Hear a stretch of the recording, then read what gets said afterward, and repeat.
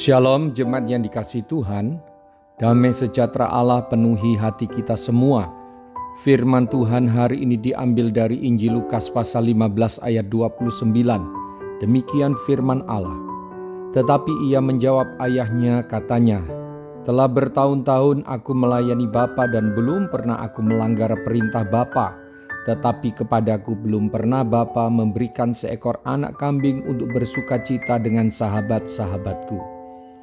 Ayat yang kita baca adalah bagian dari rangkaian percakapan antara ayah dan anak sulung dalam perumpamaan anak yang terhilang. Anak sulung mengatakan kalimat yang tadi kita baca sebagai protes kepada ayahnya. Perkataan ini merupakan perasaan yang tersimpan, emosi yang terpendam terhadap keadaan yang tidak dikehendakinya, yaitu ayahnya nampak lebih sayang dengan adiknya, sehingga ia mengatakan, "Telah bertahun-tahun aku melayani Bapa dan belum pernah aku melanggar perintah Bapa, tetapi kepadaku belum pernah Bapa memberikan seekor anak kambing untuk bersukacita dengan sahabat-sahabatku."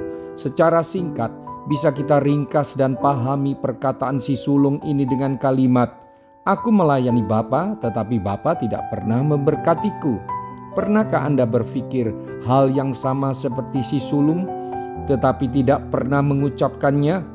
Ketika Anda melayani Tuhan dengan cara baik kepada sesama, ataupun melayani Tuhan dengan mengerjakan pelayanan-pelayanan di gereja, lalu ada rasa atau terfikir, "Mengapa Tuhan membiarkan masalahku? Mengapa Tuhan tidak memberkatiku? Mengapa Tuhan membiarkanku sakit dan ditimpa kemalangan?" Oh Bapak, Ibu, Saudara-saudari, berbagai kata mengapa lainnya bisa kita ucapkan. Ada saja anak-anak Tuhan yang giat melayani Tuhan, tetapi akhirnya menjadi kecewa dengan Tuhan dan orang. Bapak, Ibu, Saudara-saudari, mari kita lepaskan perasaan berhak diberkati, berhak diperlakukan spesial, berhak menerima imbalan, berhak dihormati, dan lain-lain. Layanilah Tuhan dengan semangat dan tulus, serta penuh sukacita. Kalau Anda masih yakin dengan ayat yang berbunyi dalam Ibrani pasal 6 ayat 10, "Sebab Allah bukan tidak adil, sehingga ia lupa akan pekerjaanmu dan kasihmu yang kamu tunjukkan terhadap namanya oleh pelayanan kamu kepada orang-orang kudus yang masih kamu lakukan sampai sekarang."